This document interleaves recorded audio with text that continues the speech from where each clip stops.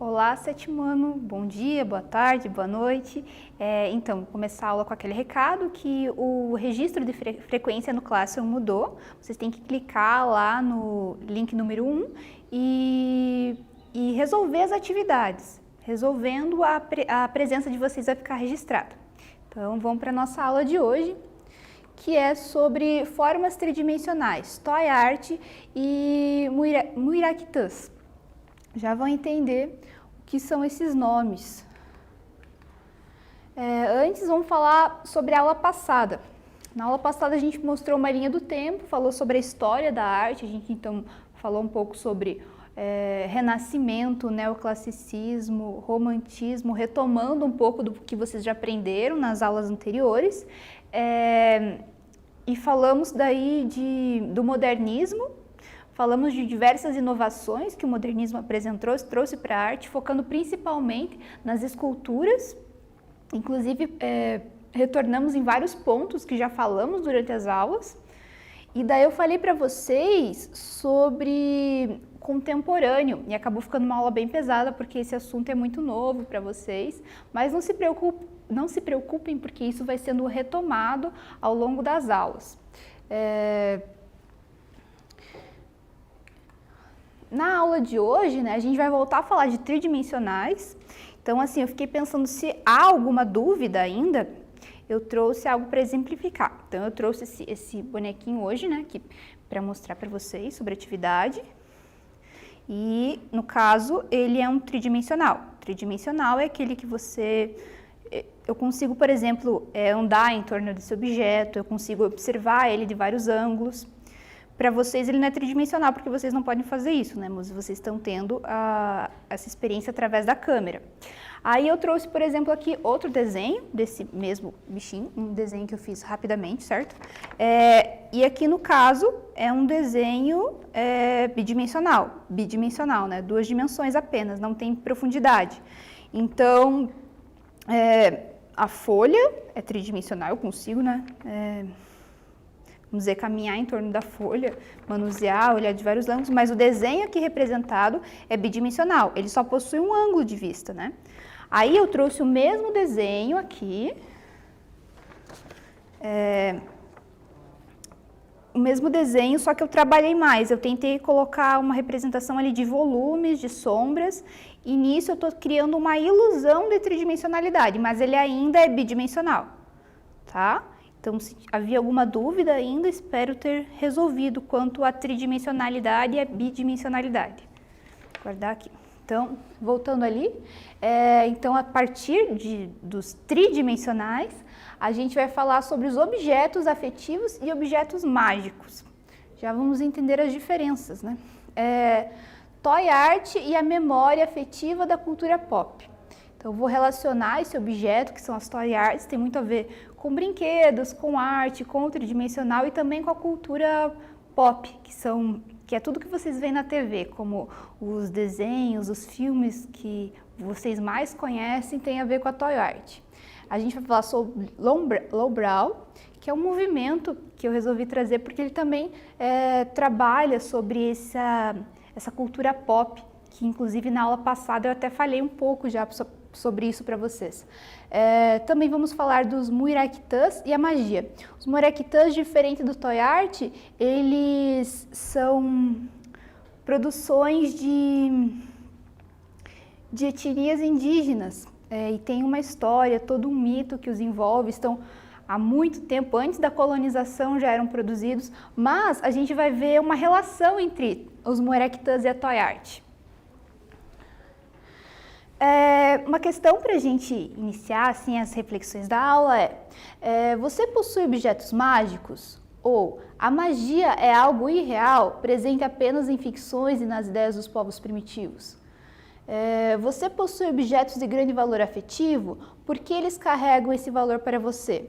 Então, o valor afetivo é aqueles objetos com que você tem um carinho, que tem uma memória especial. Então, por exemplo, eu trouxe esse, Eu tive a ideia de fazer o desenho depois, mas eu trouxe para exemplificar. Então, por exemplo, é um objeto afetivo para mim. Por quê? Bom, minha mãe fez para mim essa lhama, né? E daí quando eu me mudei, ela me entregou assim, falou: "Ah, para você sempre lembrar do que eu fiz para você". Então, ele se torna um objeto afetivo para mim. E eu vou guardar, assim como eu tenho objetos da minha infância. Então, vocês vão pensar nesses objetos afetivos que vocês têm um carinho, que lembra alguma coisa para vocês e que vocês guardam, cuidam. Vamos pensar nessa relação mágica. Você possui objetos mágicos? Será que a gente pode dizer que a relação que eu tenho com esse objeto, ou que vocês têm com os objetos afetivos, do que eu chamei de objetos afetivos para vocês, é uma relação mágica? Geralmente a gente não fala assim. Só que, se a gente pensar num exemplo que eu dei assim, em aulas passadas, então, se alguém pegasse aquele boneco meu ali que eu trouxe, aquela lhama, e cortasse, rasgasse, por exemplo, eu ia ficar triste. Logo, ele tem um poder envolvido, ele não é necessariamente mágico, né? Porque eu não estou desenvolvendo assim uma magia com ele, mas ele tem algo além do que o próprio objeto. E a gente tem esse tipo de relação com os objetos. Então eu estou perguntando, vocês têm objetos que vocês têm esse tipo de afetividade? Ou até mágicos, né? Não sei se vocês têm, mas no caso. E isso de ter objetos mágicos, será que é algo exclusivo dos povos primitivos? E primitivos entre aspas, porque essa palavra geralmente a gente vê como algo ruim, algo menos evoluído, mas não, eu usei primitivo só porque eles estão mais no início da humanidade, né? Já são mais antigos. Então aqui eu trouxe duas imagens, vamos analisar então.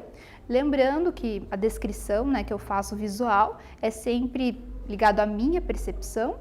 Então ali numa das imagens a gente vê apenas um boneco e ele tem um olho só. Ele é meio engraçado, tem pelo saindo das orelhas. A cabeça dele é bem circular, ele tá com a língua para fora e pelo jeito tá escorrendo uma baba. E ele usa um calção vermelho. A gente não vê os pés, a gente não vê os detalhes. Ele é apenas construído assim com formas bastante geometrizadas, mas formas fofinhas, assim, bem circulares. E a cabeça dele é praticamente do tamanho do corpo dele. Talvez o corpo ainda seja menor do que a cabeça. E as mãos dele são em formato de garrinhas. Ele é azul e tem pintado nele os sprays de grafite. Já na outra figura, na outra imagem, eu vejo 3 bonecos e, diferente do anterior, eles são de pelúcia, eles são do material mais mole. O outro é do material mais duro, que eu enxergo mais duro, apesar de eu não poder tocar. Esses personagens, eu reconheço algumas características ali. Por exemplo, o do meio, eu vejo que ele parece o Garfield, que eu não sei se vocês conhecem, mas é um gatinho conhecido há anos atrás de um desenho. Só parecido, porque ele é modificado ali. Ele tem os olhos diferentes, ele tem um adereço na cabeça, também bem diferente do Garfield. E tem outros bonecos ali, um que parece uma vaca, mas todos eles são bem modificados, nenhum tenta ser realista. Eles são mais engraçados, nenhum é definido exatamente como uma vaca, assim, realista, por exemplo. Tem um ali que é azul e ele tem uma cara mais brava e eu não sei bem que animal que ele é. Ele é só um boneco engraçado, digamos assim. Então, a toy art ela tem essa característica de misturar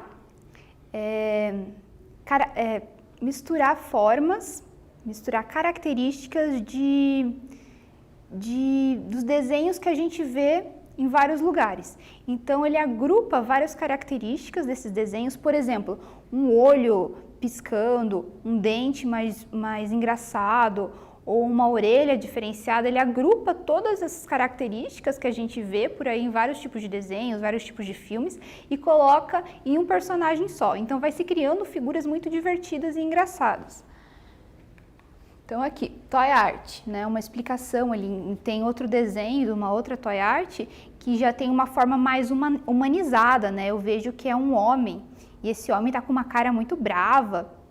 Ele usa um terno com uma gravata borboleta azul, mas na mão dele ele tem, parece até um instrumento musical, como se fosse um chocalho, parece, mas talvez seja outra coisa. Só que o que torna engraçada essa figura que está brava e gritando no microfone é uma espécie de touca, o capacete, que tem uma figura de uma ave, um bico ali e olhos na cabeça dele. Então, ali o que está escrito é: Toy Art possui apelo emocional, pois remete às memórias relacionadas à infância. Admirado e colecionado. Então, é o seguinte, o que eu quero dizer que a Toy Art traz um apelo emocional? Todos nós temos a nossa experiência em assistir diversos filmes ou ler quadrinhos, por exemplo, também com os nossos brinquedos de infância. E isso tudo tem uma memória. Quando a gente vê um desenho, se eu trouxer um desenho aqui para vocês e vocês olharem, vocês vão pensar: ah, isso é daquele filme que eu vi, daquele desenho que eu vi. Isso acontece diversas vezes. Então, por isso, a Toy Art tenta lidar com essa parte emocional, com essa parte da nossa infância, mais ingênua, mais divertida, das brincadeiras. E assim, algumas referências que eu li colocam a Toy Art como um brinquedo de adulto, embora não sejam só os adultos que gostem. Mas por quê? Porque os adultos, né, por exemplo, a minha geração, ela já nasceu imersa ali vendo televisão, assistindo os desenhos. Então a gente já tem uma memória toda baseada nisso. Então a Toy Art, ela vai puxar esses elementos e vai construir esses bonecos que lembram a infância. Geralmente, eles não são feitos para brincar, embora as pessoas sejam livres para brincar com o que elas quiserem, mas eles são feitos para serem admirados e colecionados. Então, até eles são objetos de grife, são lançados, às vezes são muito caros, por exemplo, algumas empresas lançam apenas alguns, e esses são adquiridos muito rapidamente para colecionadores. Enfim, tem uma série de questões envolvendo, assim, questões mercadológicas mesmo. Aqui vou deixar uma atividade inicial, né, para vocês, apenas um tempinho.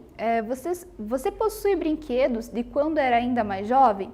Encontre-os e relembre de por que eles são importantes para você. Por que você ainda os guarda? Então, fazer essa atividade, vocês vão ter um tempinho para sair procurar pela casa esses brinquedos que para vocês são importantes e pensar: por que eu ainda estou guardando?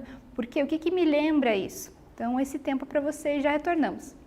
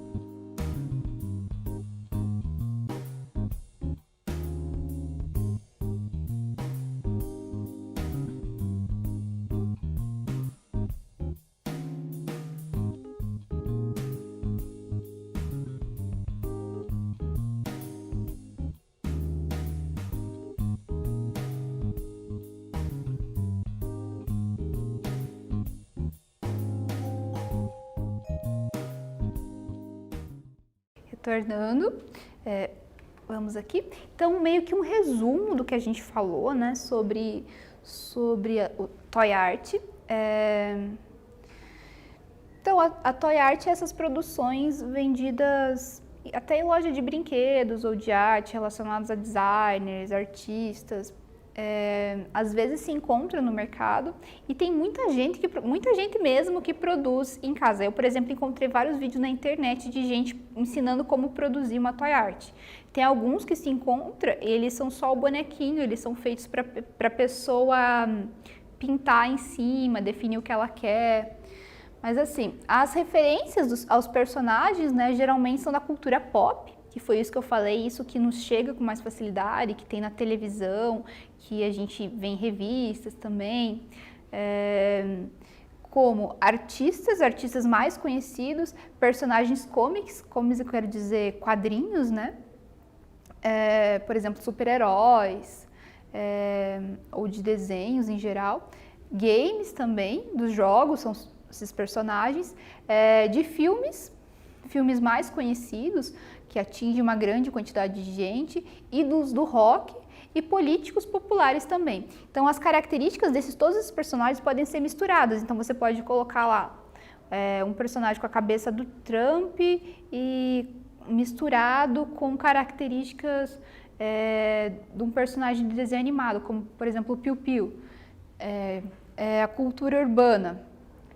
Eles estão relacionados à cultura urbana, ou seja, à cultura de cidade, né? Então, eles são muito das grandes cidades. Vocês vão ver que tem a ver com isso, diferente dos Moerectãs que a gente vai trabalhar. Diferente dos action figures, os toy art são customizados. Então, assim, vocês podem confundir com aquelas figuras dos super-heróis que são feitas super realistas, mas de um tamanho bem reduzido. São diferentes das toy arts, porque as toy arts justamente são customizadas, elas têm adereços diferenciados, elas têm essa mistura de informações. Eles costumam ser engraçados, satíricos, isto é, eles tiram sarro da nossa cultura mesmo, eles pegam elementos da cultura pop para satirizar, para fazer graça dessas coisas. Eles podem ser também amedrontadores. Por exemplo, tem vários que copiam caveiras, monstros, e também podem ser bastante fofos. Aqui eu trouxe o Michael Lau, talvez, eu não sei bem como se fala, mas porque ele é chinês, né? Ele é um artista designer, ele é o criador das toy arts. Veja como é algo recente a toy art, né? Então, ele criou um designer de personagens para ser colocados numa revista. E isso alcançou um público gigante, ele começou a vender bastante trabalhos e começou a se tornar uma grande mania. Aqui eu quero falar sobre o Lobral, porque ele é um movimento que tem bastante a ver com as toy arts. Ele chamado também de surrealismo pop. A gente já estudou um pouco sobre o surrealismo, que é um movimento do modernismo. Só que assim, eles retomaram coisas do surrealismo e misturaram com as referências da cultura pop.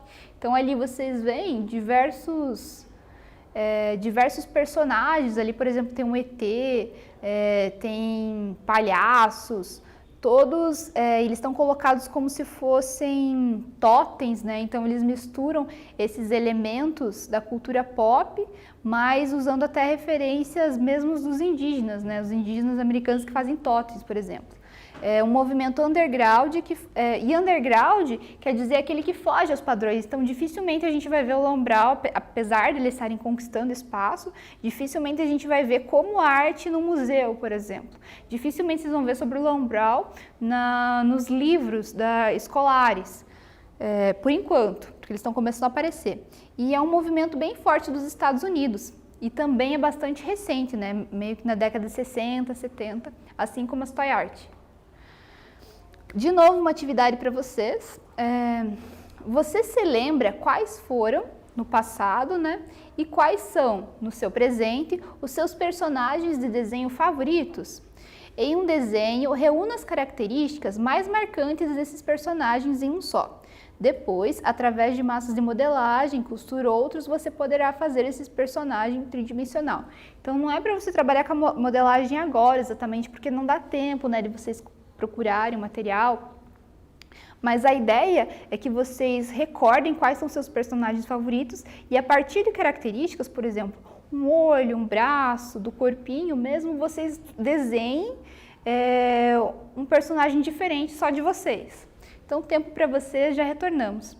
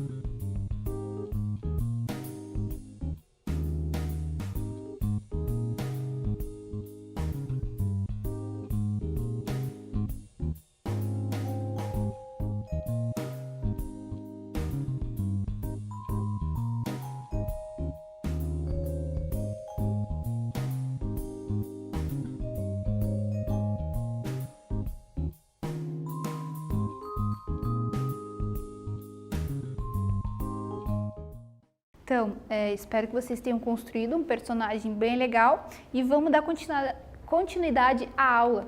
Agora a gente vai falar dos Muiractãs, mais relacionados à cultura indígena, objetos mais antigos do que a toy art. Então, segundo uma lenda indígena, as mulheres que habitavam as margens do rio Amazonas viviam sozinhas em pequenos grupos, mas tinham filhos com guerreiros de outras aldeias. Se nascesse uma menina, a mãe ficava com ela, mas se fosse um menino, o pai voltava para a sua aldeia levando o filho. Então essa história, há várias versões dela, inclusive ela é utilizada no... a heroína, a Diana, a Mulher Maravilha, ela é uma Amazonas, ela nasceu numa ilha que só tinha mulheres, então ela é utilizada até na cultura pop, né, que eu disse.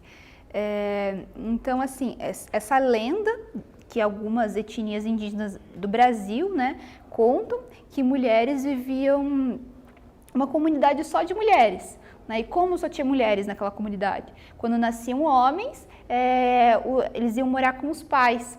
Só que assim, quando eles iam sair morar com os pais, as mães preocupadas, né, com o bem-estar do filho, elas entregavam um Muiractã, acreditando que aquilo protegeria a criança. Para dar proteção aos pais e seus filhos, as Amazonas entregavam um pequeno objeto esculpido em pedras encontradas nesse rio chamado Muiractã. Então, o nome dessas mulheres a gente chama Amazonas, nessa comunidade apenas de mulheres. Então, é um mito, é uma história que se conta, uma lenda indígena. Então, aqui está uma figura de alguns Muiractãs. Eles são geralmente pequenininhos, tá? Menor que o palmo de uma mão. Ali eu coloquei Muiractã, escrito de duas formas, porque numa está em linguagem mais indígena. Então, vai ser um pouco difícil descrever essa imagem. Tem duas ali, tem dois exemplos de Muiractãs. Uma delas, um deles é esculpido numa pedra rosa. Então a gente vê olhos bem grandes, bem geometrizada essa figura, quase lembra um retângulo, mas ele não é pontiagudo nas pontas, né? Ele é mais arredondado. Numa das pontas é a cabecinha do bichinho e nas outras duas pontas é como se fossem as barbatanas, talvez. Ou barbatanas ou pezinhos, porque geralmente se faz ou peixe ou uma rã, né, um sapinho, e talvez sejam os pezinhos ali dele.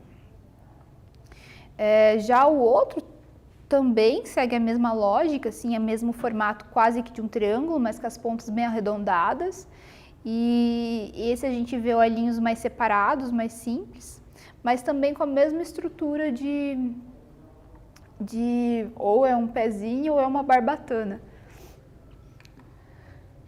Então, eu trouxe ali no mapa, o mapa da Amazônia, né? A Amazônia pertence ao Brasil, né? Nosso estado, o estado do Brasil.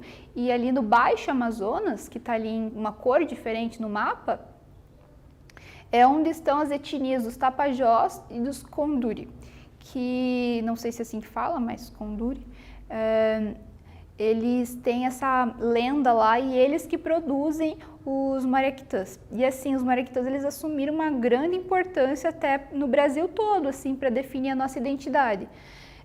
Geralmente representam sapos, cobras e peixes, esses objetos que são esculpidos em pedra.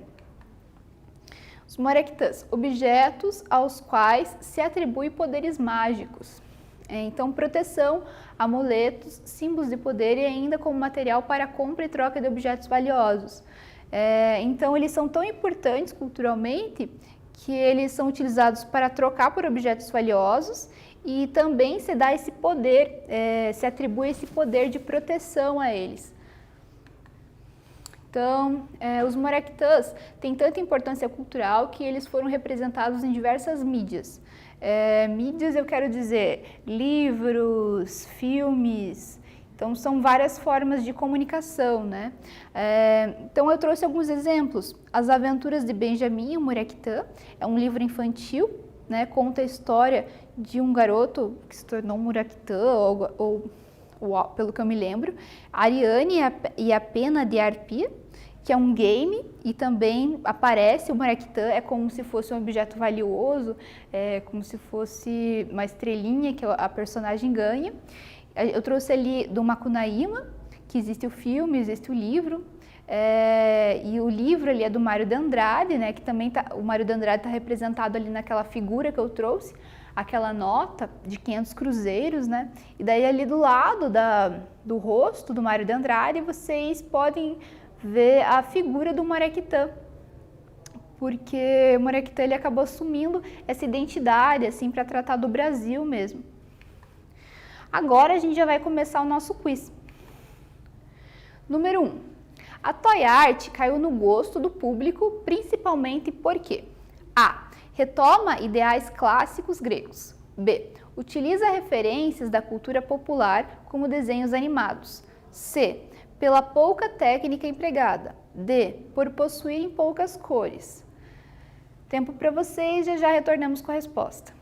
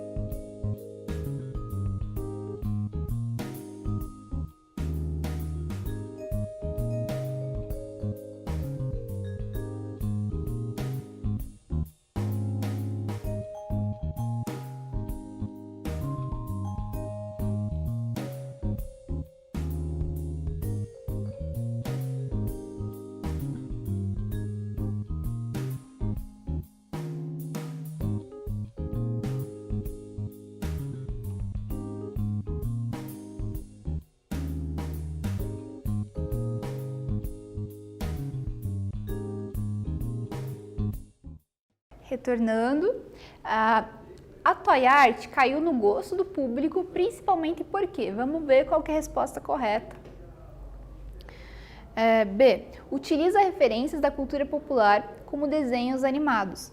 Então, quando se utiliza de referências que as pessoas já têm, então principalmente relacionadas à infância das pessoas, se alcança grande sucesso, né? É uma ideia, né? Então, ele alcançou esse grande público justamente porque apostou naquilo que as pessoas já têm, que é o que há de melhor, né? Que são as lembranças relacionadas à infância. O que é uma referência pop? A. Algo menos importante. B. Uma outra forma de chamar a arte. C. Uma arte realizada de modo rápido. D. Algo que é facilmente relembrado pelo amplo público, por ser ligado à indústria cultural. Já retornamos com a resposta correta.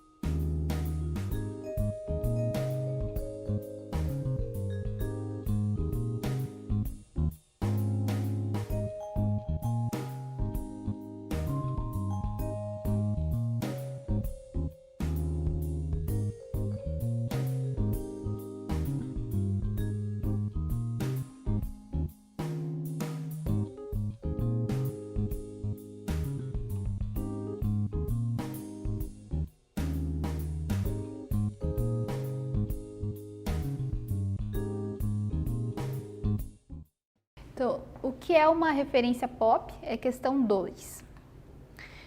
2. Alternativa correta, D. Algo que é facilmente relembrado pelo amplo público, por ser ligado à indústria cultural. Então, assim, o que eu quero dizer com amplo público?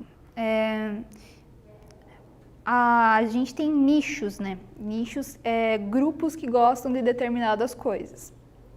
Então, tem gente que gosta de coisas bastante exclusivas, difíceis de encontrar, ou que tem nos lugares específicos. Mas existe também o amplo público.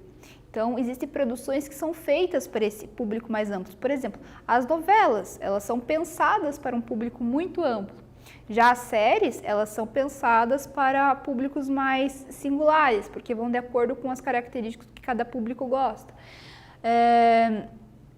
E a indústria cultural, geralmente, lida com um amplo público. Então, é aquela cultura que chega às nossas casas mais fácil. Quando a gente liga, a televisão já está aparecendo. Então, isso tem a ver com a cultura pop. Vamos para a próxima questão.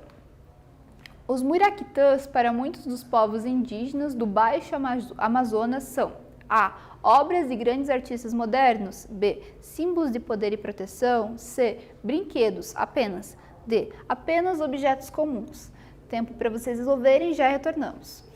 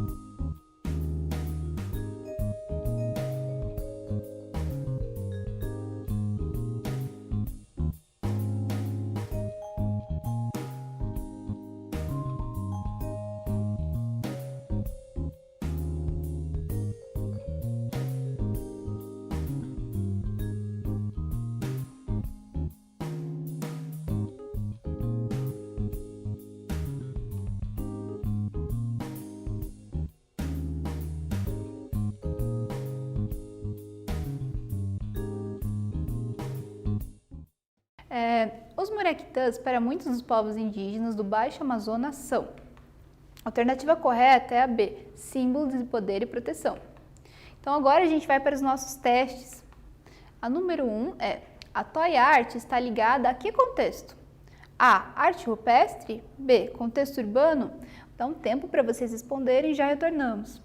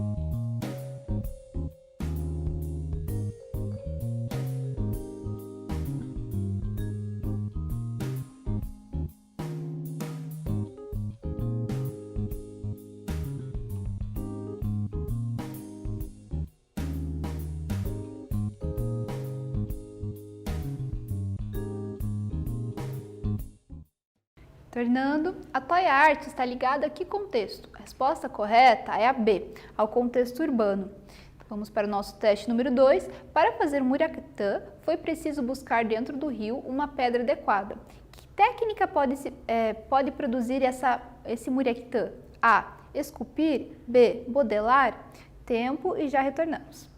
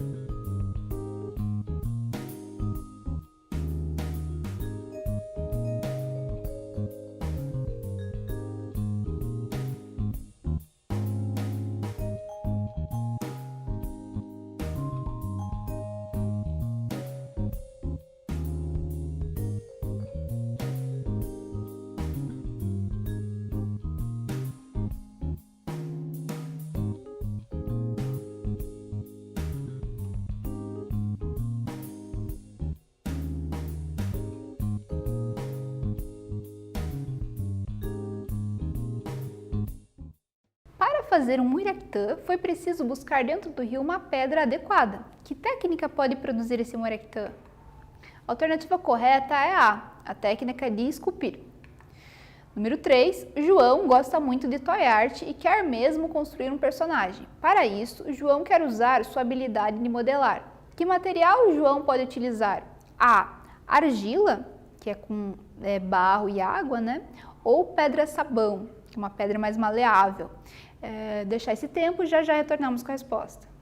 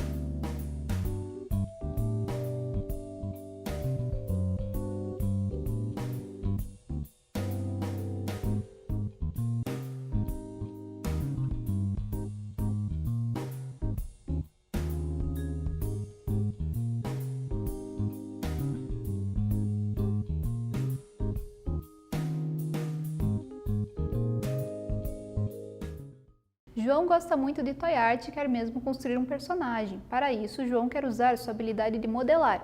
Que material João pode utilizar? João pode utilizar a argila, já que ele quer modelar, né? Revisão, a gente falou sobre toy art, muraquitãs, ambos tridimensionais. O primeiro relacionado à cultura urbana é o pop, enquanto o outro é a cultura indígena do Baixo Amazonas. A afetividade e a magia atribuída aos objetos podem ser comparadas nas diferentes culturas. Podemos nos inspirar e produzir esculturas assim. Vou fechando aqui a aula, obrigada por quem assistiu e aguardo vocês na próxima.